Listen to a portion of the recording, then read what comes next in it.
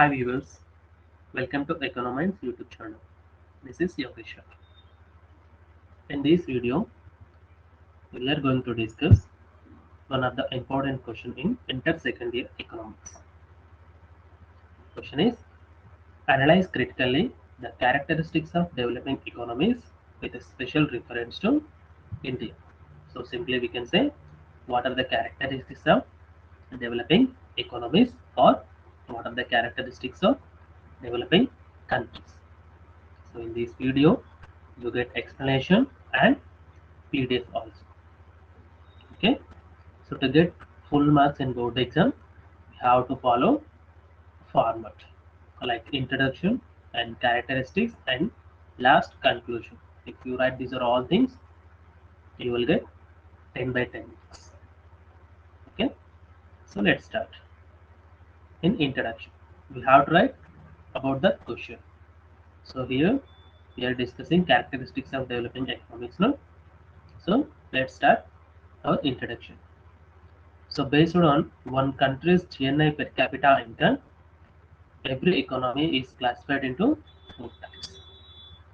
So based on GNI per capita income, so we can classify one economy is developed or developing or underdeveloped, like that. Okay. So who will calculate these countries, or who will calculate the GNI per capita income is here World Bank. Okay. So income calculations are set each year on July 1st. Okay. So why this July 1st means the World Bank financial year is July 1st to July 1st to June 31st. That's why they calculate. So according to World Bank report 2014, so that's report title is risk and opportunity. Sorry, risk and opportunity managing risk for development. So according to this report, World Bank report, so we can classify countries into four types. So we can call countries or economies. There is no huge difference. So there we can see four economies, four types of economies. Those are low level or low income economies and middle income economies. Sorry, low middle income economies and upper middle income economies and high income economies. We can classify countries like these four types based on GNI per capita income in dollars. You can see here. So which countries have 1035 or less American dollars GNI per capita income? So those called low economy or low income economies. Okay. So which countries have 1035 per capita income in dollars? Those countries called low income economies or underdeveloped countries. Okay, how to write it? Underdeveloped countries. And the second one, low middle income economy. So which countries have 1036 to 4085 American dollars GNI per capita income? Those called low middle income economies or low middle income countries. So upper middle income economy, which countries have 4086 American dollars to 12,615 American dollars GNI per capita income? Those called upper middle income economies. Okay. So do you know what is India GNI per capita income?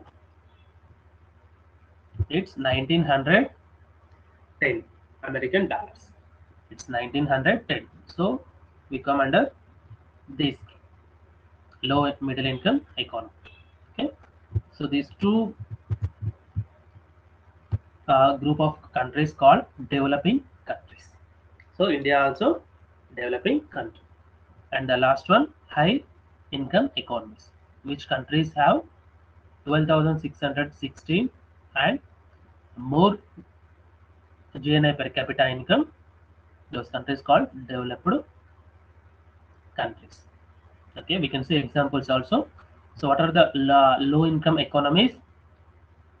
That means underdeveloped countries: Afghanistan, and some African countries we can call low income economies or underdeveloped economies. Low middle income economies or upper middle income economy place means developing countries. So we can say example India and Bangladesh, Sri Lanka, Pakistan. These are all developing countries. Okay, high income economic countries means developed countries like America, Switzerland, France, Japan. These called developed countries. Okay, so this is the introduction. We have to write it. So let's see characteristics.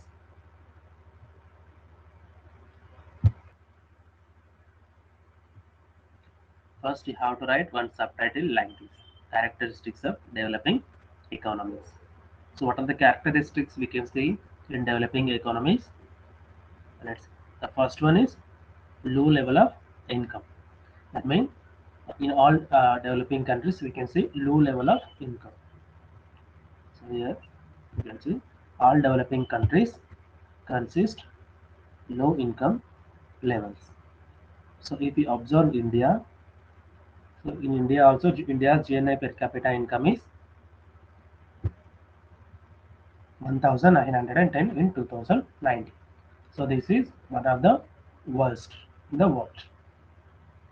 So it's one of the worst in the world. Like if you see developed countries, there we can say 40,000, 50,000 GNI per capita income. But in India, it's 1910 only. Okay. So what will happen with this low level of income means low level of income indicates low standards of living. Okay. Low standards means uh, a poor education facilities, a poor health facilities, okay, less food supply. So these are all problems. Because of low level of income, poverty, unemployment, income inequalities, these are common in developing countries. This is one of the characteristics. And the second one, predominance of agriculture. So predominance means the here agriculture sector dominate other sectors in developing countries. You can see here almost all developing countries depends on agriculture more than other sectors. They mean they depend more on agriculture. So if you see in India, at the time of independence, 2 by 3rd% people engaged in agriculture. That means 2 by 3rd% people worked in agriculture at the time of independence. Still, it's huge. So still, it's 45 percentage in 2019-20. That means still we are depending more on agriculture. Okay, the contribution also. So the contribution of agriculture to the national income is around 20%. Okay, so when we earn 100 rupees national income, then 20% coming from agriculture sector. Okay, if you see in developed countries, like see here, as against this, the contribution of agriculture to the national income is most developed countries is between 2 to 4. That means in developing countries they won't depend on agriculture more. So here it's 20%, but in developed countries it's 2 to 4%. And working force engaged between 2 to 9 in developed countries, but in India it's 45. Okay, so with this information we can understand that all developing countries depend more on agriculture. That's second characteristic.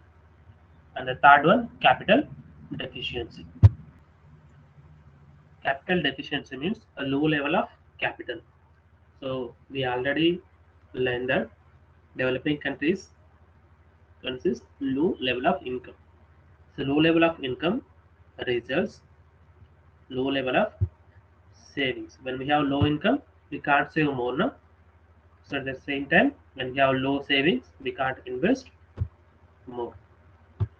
So the low level of income results low level of savings and investment. When we don't have capital, To invest, we can't utilize our natural resources and human resources fully.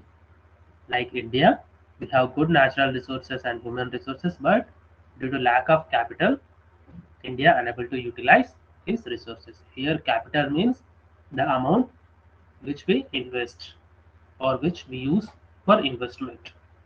Okay, so the three characteristics: low level of income, predominance of agriculture, capital deficiency. Okay, so we have some more characteristics. The technological backwardness. Technological backwardness means we use less technology to compare developed countries. So we can see like Japan and some other developed countries using high level technology. Okay, you can see in large parts of almost all sectors in India or in Indian economy are using less technology to compare other developed countries. I mean, India using less technology in all sectors to compare developed countries. Okay, so due to low capital, they are unable to do more expenditure on research and development. So how we can increase capital? Sorry, how we can increase technology when we do research? Okay, so but we have less capital now, so that's why we are not spending so much on research. So that's why we are unable to use advanced technology. Okay, so advanced technology is and used in only a few industries.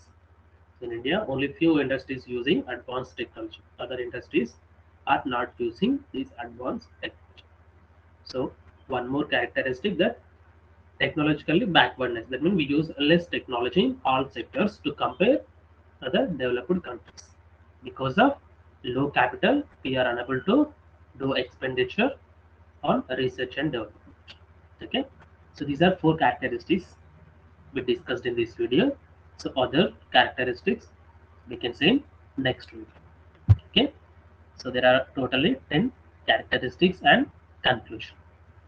When you write these are all things, then you can get full marks. Okay, thank you.